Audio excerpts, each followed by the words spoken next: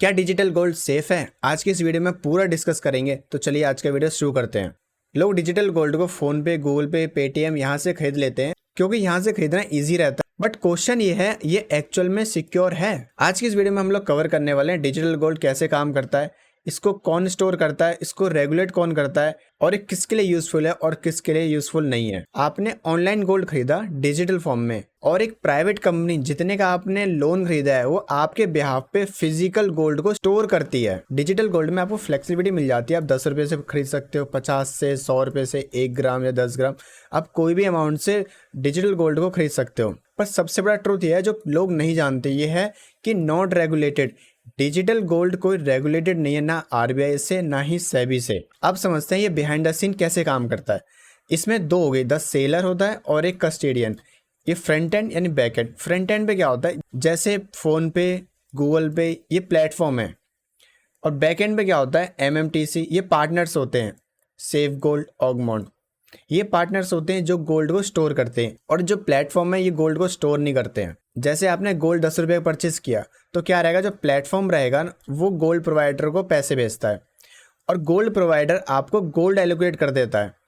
और जो गोल्ड होता है वॉल्स में स्टोर होता है फिजिकली गोल्ड, और आपको डिजिटल सर्टिफिकेट मिल जाता है। डिजिटल गोल्ड के प्रोज डिस्कस कर लेते हैं। ये इजी टू बाय है। आप इसमें इवन 10 रुपए से भी स्टार्ट कर सकते हो इन्वेस्टिंग। 10 रुपए, 20 रुपए, 1000 रुपए। प्रोवाइडर गारंटी देता है, 24 कैरेट का गोल्ड प्रोवाइड करता है। स्टोरेज का कोई रिस्क नहीं होता इसमें। आप इसको क्विक और इजी सेलिंग कर सकते हो और इस शॉर्ट टर्म इन्वेस्टिंग के लिए बेस्ट है। अब देख लेते हैं इसके कॉन्स। सबसे बड़ा कॉन्स है वो है नॉट रेगुलेटेड। सबसे बड़ा रिस्क यही है।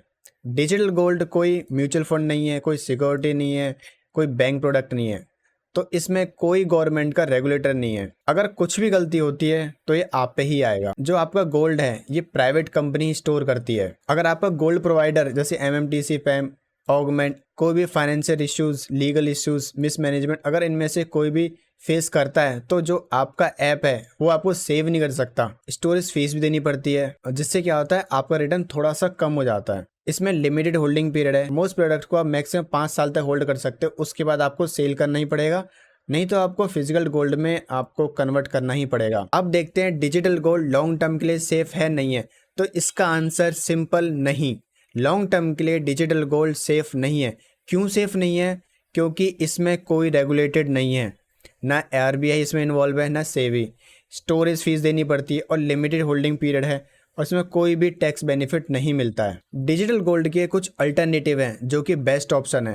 पहला अल्टरनेटिव है वो है सोवेनियर गोल्ड बॉन्ड्स, एसजीबी, जो कि लॉन्ग टर्म के लिए बेस्ट है। इसमें गोल्ड का रिटर्न साथ साथ 2.5% एनुअल इंटरेस्ट, 8 साल बाद कोई भी कैपिटल गेन टैक्स नहीं देना पड़ता और ये 100% गवर्नमेंट ऑफ इंडिया से बैक्ड है।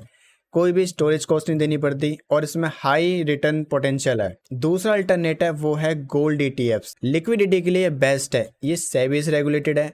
आप बाय एंड सेलिंग इंस्टेंटली कर सकते हो स्टॉक एक्सचेंज पर। इसमें कोई मेकिंग चार्जेस नहीं लगता है, कोई स्टोरेज का रिस्क नहीं है।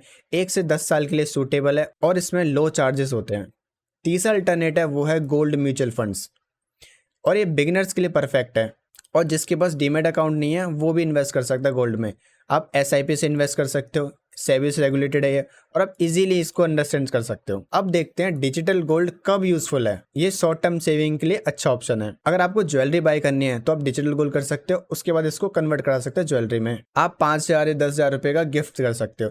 बट लॉन्ग टर्म के लिए डिजिटल गोल्ड सुटेबल नहीं है। फाइनल में डिस्कस करते हैं ये क्या सेफ है।